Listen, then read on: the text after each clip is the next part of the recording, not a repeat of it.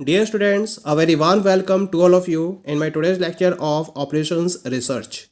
In today's lecture, we will discuss upon the further example on LP model formulation. The example is as follows. Anita Electric Company produces two products, P1 and P2. Products are produced and sold on a weekly basis. The weekly production cannot exceed 25 for product P1 and 35 for product P2. The company employs total of 60 workers. Product P1 requires 2 man weeks of labor while P2 requires 1 man week of labor. Profit margin on P1 is rupees 60 and on P2 is rupees 40. Formulate the problem as an LP model to maximize the profit. तो इस तरह से ये आपको problem दे रखी है। तो पहले समझ लेते हैं प्रॉब्लम को कि प्रॉब्लम है क्या हमारे पास। इन्होंने यहाँ पर एक अनीता इलेक्ट्रिक कंपनी के बारे में बताया है जो दो टाइप के प्रोडक्ट्स P1 और P2 को प्रोड्यूस करती है। जो प्रोडक्ट्स हैं उनको वीकली बेसिस पर प्रोड्यूस किया जाता है और सेल किया जाता है। जो वीकली प्रोडक्शन है प्रोडक्ट P1 का वो 25 से ज़्यादा एक्सीड नहीं कर सकता और P2 का 35 से ज़्यादा एक्सीड नहीं कर सकता। कंपनी कुल मिला के 60 वर्कर्स को एम्प्लॉयमेंट प्रोवाइड करती है। P1 को 2 मैन वीक्स ऑफ लेबर की रिक्वायरमेंट है जबकि P2 को 1 मैन वीक ऑफ लेबर की रिक्वायरमेंट है। P1 का प्रॉफिट मार्जिन दे रखा है आपको ₹60 पर यूनिट और P2 का दे रखा है आपको ₹40 पर यूनिट। तो आपको इस दी हुई प्रॉब्लम को LP मॉडल में कन्वर्ट करना है जिससे कि प्रॉफिट को मैक्सिमाइज किया जा सके। ठीक है, तो प्रॉब्लम तो आपको क्लियर हो गई। अब हमें क्या करना है, इसके दिए हुए डेटा को समराइज्ड वे में यहाँ पर टेबल की फॉर्म में रिप्रेजेंट करना है मुझे। तो समराइज्ड वे में इसको डिफाइन करने के लिए मैंने यहाँ पे एक टेबल ऑलरेडी फॉर्म कर रखी है। मुझे इसके अंदर डेटा को फिल करना है, यानी कि मैंने यहाँ पर एक साइड में रिसोर्स कंस्ट्रेंट्स को डिफाइन करा है, दूसरी तरफ प्रोडक्ट P1 और P2 को डिफाइन करा है और लास्ट में टोटल अवेलेबिलिटी को डिफाइन करा है। ठीक है, पहले हम बात करते हैं यहाँ पे आपके पास रिसोर्सेज क्या क्या दे रखे हैं। जो सबसे पहला रिसोर्स आपके पास दे रखा है वो है weekly production. The first resource is, जो कंस्ट्रेंट दे रखा है आपको वो वीकली प्रोडक्शन के रेफरेंस में दे रखा है। और जो वीकली प्रोडक्शन है वो प्रोडक्ट P1 का कितना है 25 और P2 का दे रखा है आपको 35। इसके रिगार्डिंग टोटल अवेलेबिलिटी आपको नहीं दे रखी है। ठीक है, इसके बाद आपको है ना मैन वीक्स ऑफ लेबर दे रखे हैं अगले कंस्टेंट में। Man weeks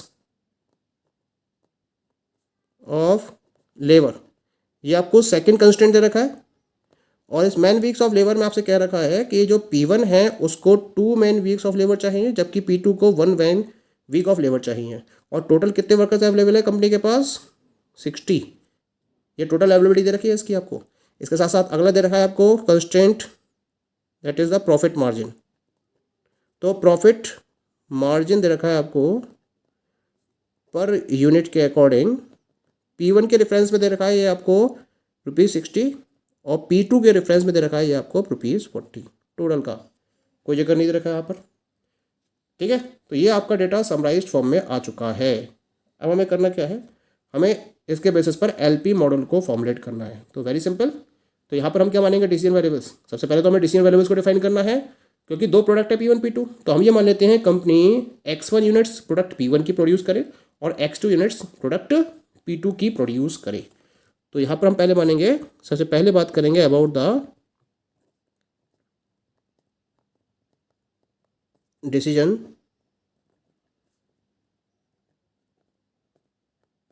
variables. Let X1, X2 is equal to number of units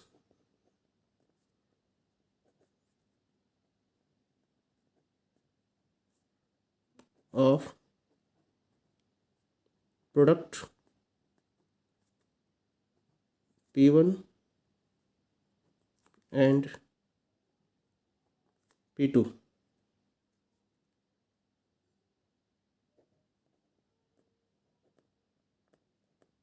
produced by company respectively।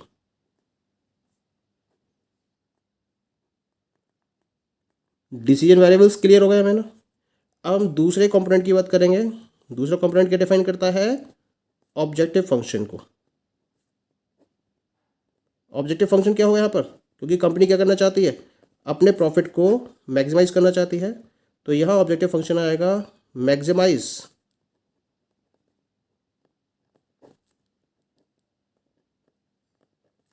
Total profit jet.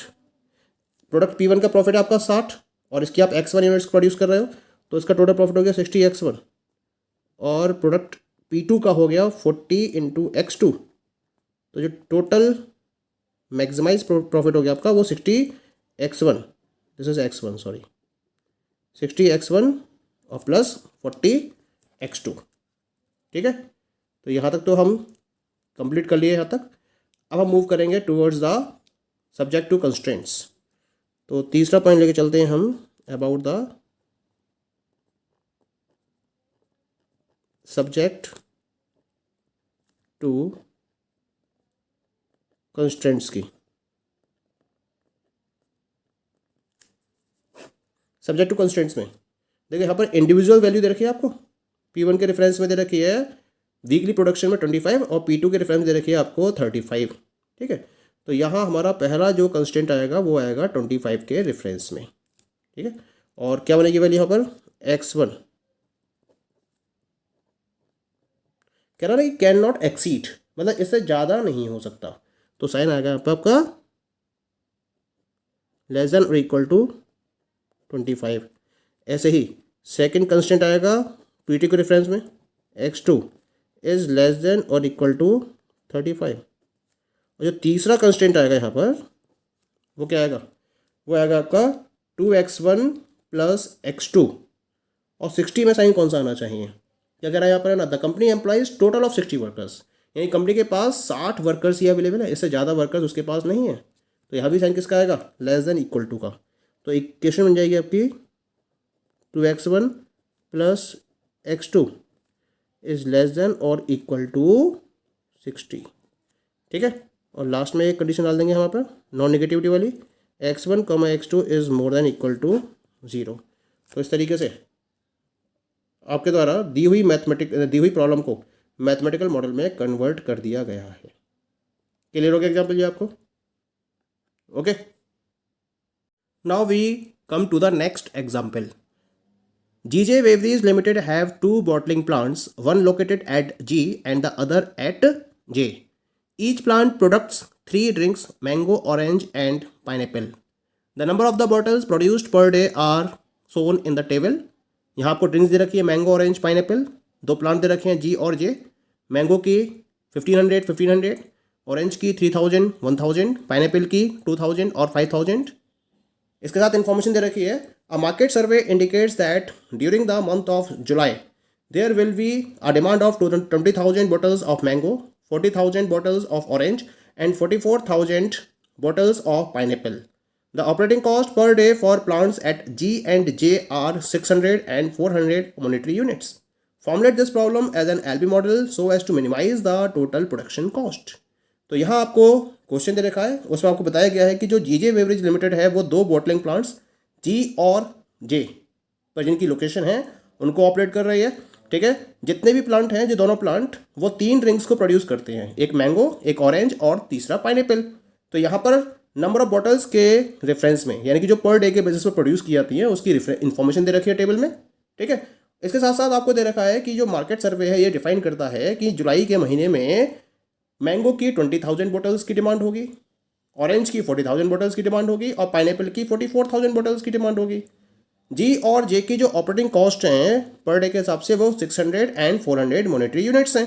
तो आपको क्या करना है, इसे एलपी मॉडल प्रॉब्लम में फॉर्मुलेट करना है जिससे कि जो जीजे बेवरेज लिमिटेड है वो अपनी टोटल प्रोडक्शन कॉस्ट को मिनिमाइज कर सके। तो इस तरीके से ये प्रॉब्लम आपको दे रखी है, अब आपको इसको मैथमेटिकल मॉडल में कन्वर्ट करना है।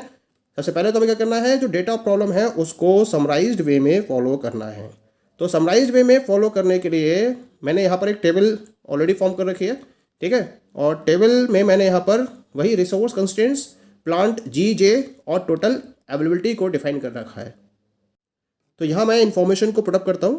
पहला रिसोर्स दे रखा है आपको ड्रिंक के रेफरेंस में। तो पहला रिसोर्स है आपके पास जो कंस्टेंट है वो मैंगो के रेफरेंस में है। जी में इसकी 1500 यूनिट्स प्रोड्यूस कर रहे हो आप, जे में इसकी 1500 यूनिट्स प्रोड्यूस कर रहे हो, और जो टोटल अवेलेबिलिटी चाहिए इसकी आपको 20,000। ठीक है, ऐसी बात करते हैं ऑरेंज की।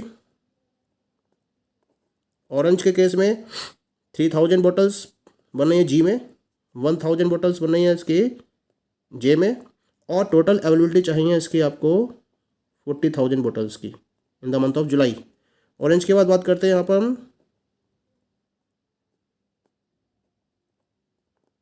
पाइनएप्पल की। पाइनएप्पल की यहाँ है 2000, यहाँ है 5000 जे में, और टोटल चाहिए इसकी आपके पास 44,000। ठीक है, इसके साथ आपको इसकी ऑपरेटिंग कॉस्ट होती रखी है।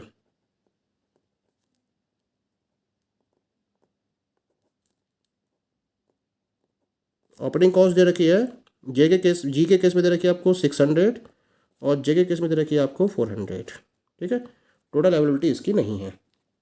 यहाँ तक तो हमारे पास इन्फॉर्मेशन क्लियर हो गई। अब हम मूव करेंगे towards the mathematical model formulation. तो इसका मैथमेटिकल मॉडल को फॉर्मुलेट करने के लिए पहले तो हमें मानने पड़ेंगे इसके डिसीजन वेरिएबल्स। क्या माने डिसीजन वेरिएबल्स? हमें क्या करना है इसको, है ना, हमें बताना है कि कंपनी जो है वो जी और जे पर कितनी कितनी बॉटल्स को प्रोड्यूस करे। ठीक है, तो हम मान लेते हैं x1 comma x2 is equal to number of units oblique bottles produced on plant